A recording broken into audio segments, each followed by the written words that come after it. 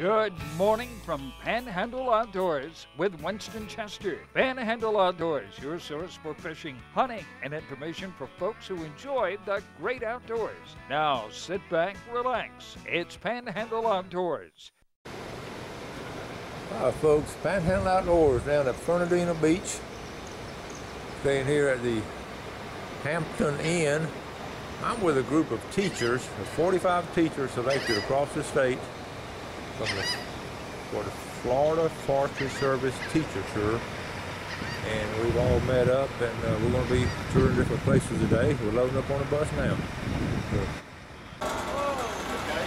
How much volume is it going to have out there?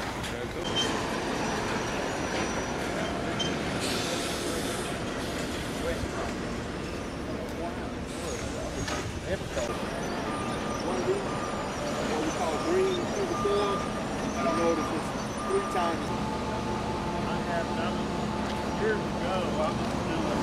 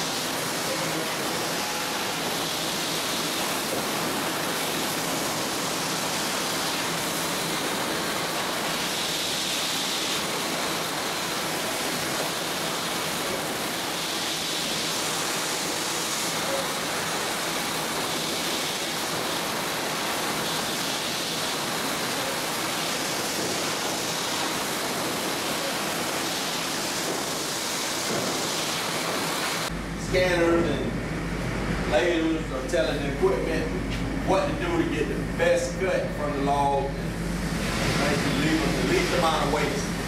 So this is pretty neat here. If you look, like this basically is an X-ray view of down the center of that log, and this you can see everything that we're gonna get from that log. 2 befores going down the middle, getting 2 befores off the side of it.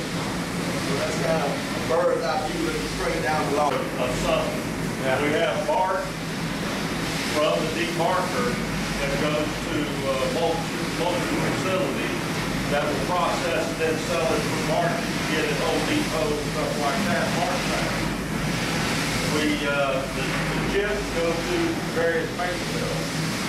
The sawdust, which is created here, it goes, the sawdust and fine chips and particles, small bark particles, they go to fuel mix, which is sold as forest fuel to various locations. And then our shavings out of the planer mill is also sold to someone for whatever process they do. Some of it is pellets, some of it is composite board, particle board, not the OSB, but the real fine particle board that you see a lot of.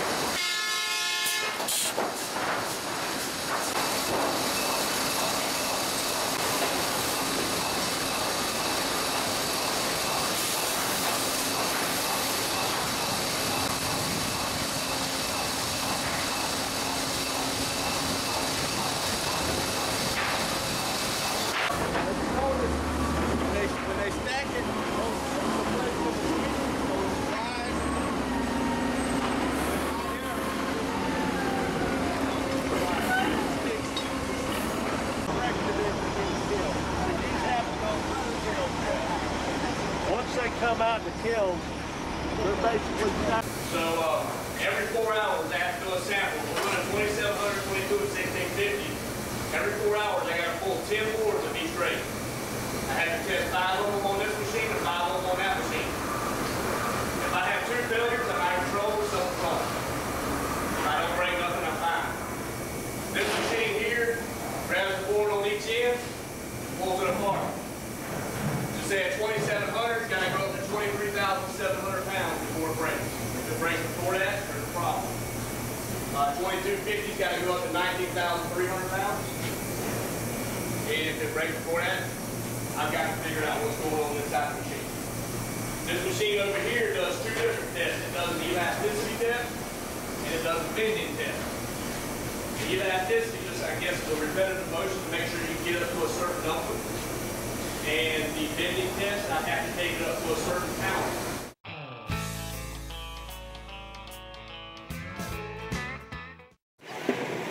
All right, we're loading up for the second day.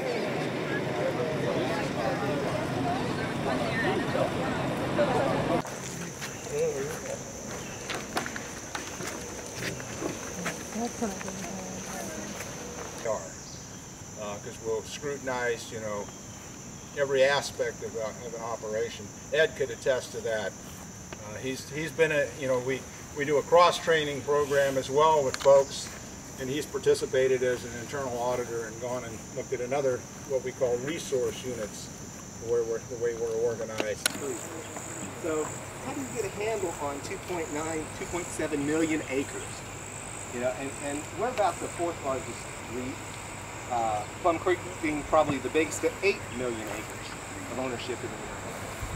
So how do you get a handle on that? Well, you talk about GIS coming down the line, but basically we take aerial imagery and maps that sellers provide, that type of thing, and we'll come in and we'll make polygons.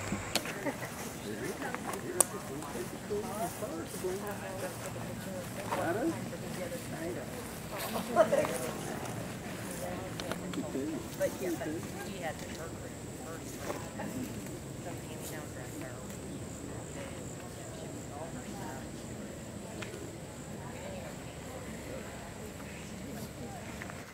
All right, folks, we stopped here for lunch now. We stopped at a beautiful place. Look at these trees. Now, my guest here is Ben. Ben Cazell with Rainier, been a 23-year employee and manager of environmental practices and compliance. Okay, I know you got a good eating house back here. We're going to eat in a few minutes. Oh yeah, I got a great lunch for you. Tell us about this location. Yeah. So here, if you go in front of us is the Lunch is going to start in just a minute. Come on up. St. Mary's River. St. Mary. Across the water, you're looking at Georgia. St. Mary's, the town of. Down this direction is I-95. You head back the other direction, you eventually end up in the Atlantic Ocean. Okay, so we're looking sort of north here toward Georgia. Yeah, north. Again, you want to swim the river, you can go touch Georgia ground. But we're not going to allow you to do that today. There's a beautiful location here. It is. We've enjoyed it.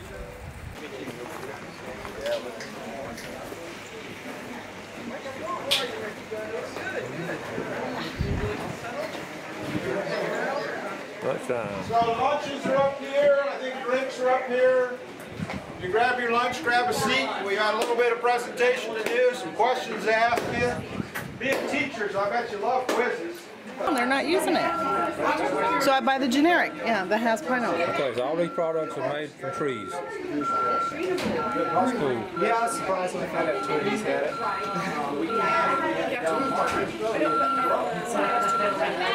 Yes, I did too. I'm going, Tweeties. Interesting.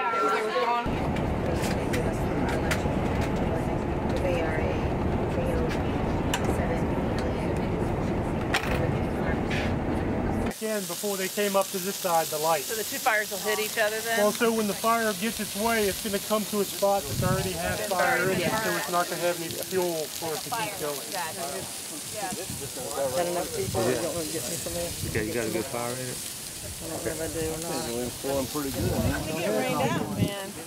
Yeah.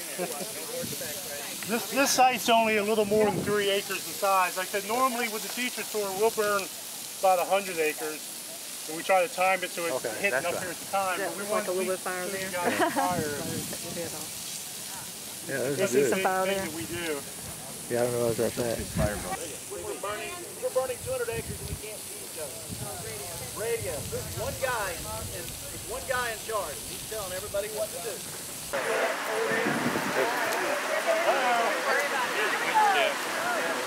Ooh, here's the windshield. Look at this. The wind is shifting. Downburst. Remember that when you're on fire. Wow. That shows you what an approaching storm can do to the fire. Yeah.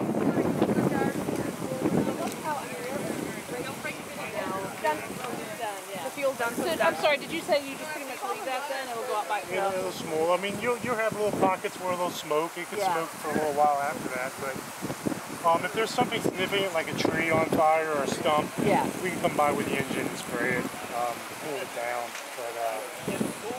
But you can see like right here, it'll just get to the point where it's black. It won't be black all the way across. It'll be patchy in spots, and that's fine.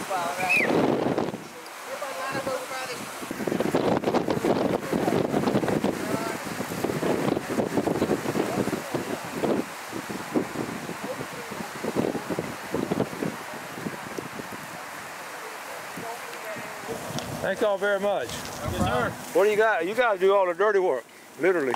What do y'all have in here? This is a mixture of gasoline and diesel. It's 3/4 diesel and 1/4 gasoline. Okay. And what that does is it makes it not so hot, but the diesel allows it to stay on the ground and ignite longer. Okay. All right. They've been doing this a while, this kind of combination, right? No, I have not. He has. Yeah. That's normally what they That's do. what, yeah. Very good. Thank y'all. Thank you. No problem.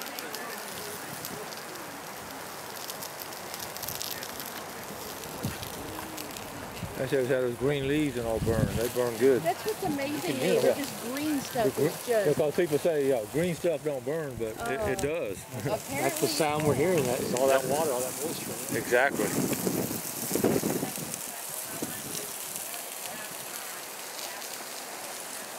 On top of that bush.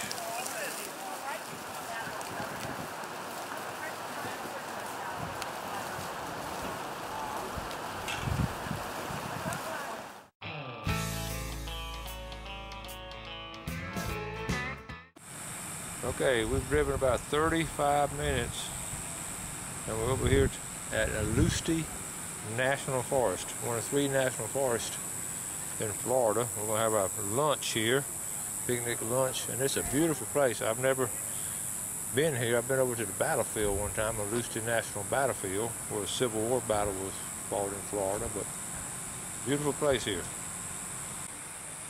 Check this out. We have a oak and a pine that's grown together. How about that?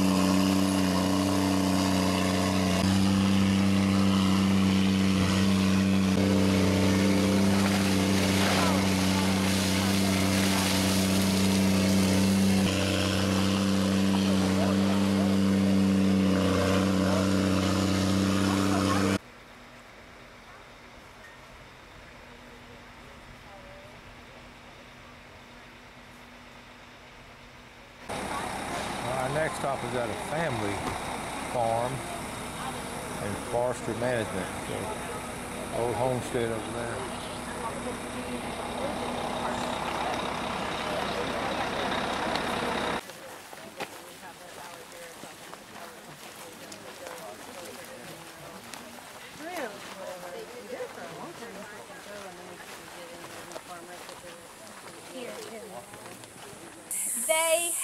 absolutely no idea where their food comes from. They don't know that these trees that we've watched grow for 20 years is what they're riding on or what their houses is made from. So, you know, we knew that people love to come here and that it was, and this is special to us because it's our home, but we didn't realize that there was a name for it until we went to a conference with Florida Farm Bureau Young Farmer Ranchers. And so they did a workshop about agritourism, and we were like, we could do that.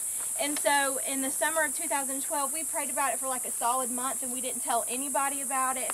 And then we started telling our family that we were going to do this, and they thought we were absolutely crazy.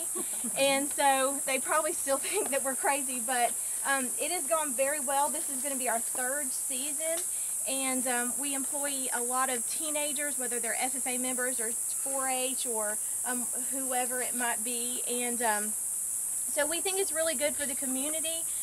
We try to work with other local businesses. Alright, getting off our last stop today. And folks, this is nice. This is really way back in the woods.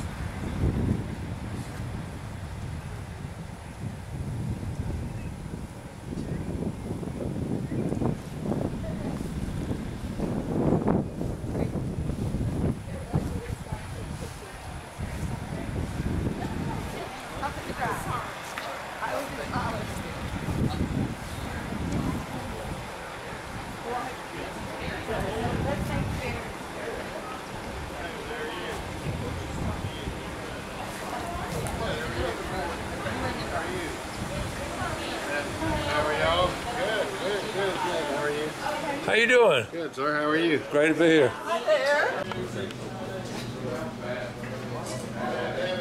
We have a rattlesnake roundup from where I live.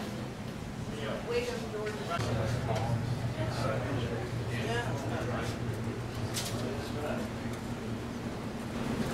Buying this property, and that's the Winn-Dixie Davis family, familiar with Winn-Dixie. Started buying this property back in the 40s. And kind of put it together over the years. At one time it was over 50,000 acres. Right now it's about 27,000 acres.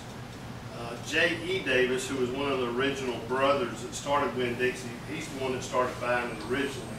And just was really buying this property out here in the middle of nowhere back in the 40s and 50s. You had Jacksonville, you had Jacksonville Beach, and this was kind of no man's land.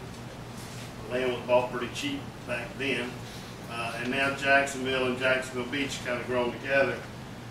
Y'all came in the back gate. When you go out the front gate, it's about 2 miles out the front gate, and you're going to be right out in Jacksonville. I mean, it's kind of a unique piece of property sitting in the middle of Jacksonville now. It is primarily a timber operation. It manages a timber operation. We do entertain guests for some hunting, and we do some deer hunting, quail hunting, turkey hunting, that sort of thing. I think Jen said y'all probably saw some critters on the way in. But primarily most of the year we're spent managing the timber, cutting timber, replanting timber, that sort of thing. And during hunting season we'll entertain people as well. Give me about 5 minutes, Scott. Yeah, we'll set it up right there. Thank you. As far as the property goes, there's an aerial photograph over there that's really good if you want to look at it. The intercoastal waterways, our eastern boundary. If you look at that map, you'll see it, and the DDOT is highlighted on that map.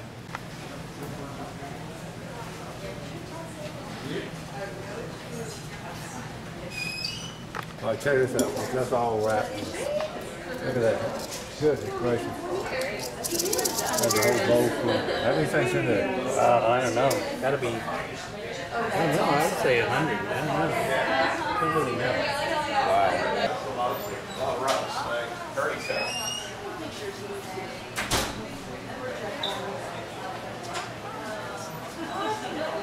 There's a Winn-Dixie brand from the Davis family who built this place.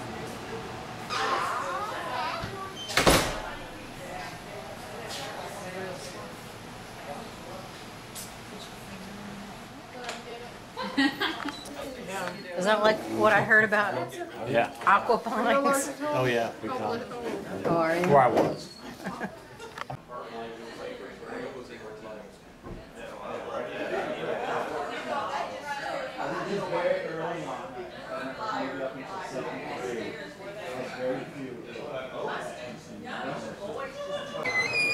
You can see this plaque here, Bozo, who died of old age at about 50 years old. In 1988, he had 14 feet 3 inches.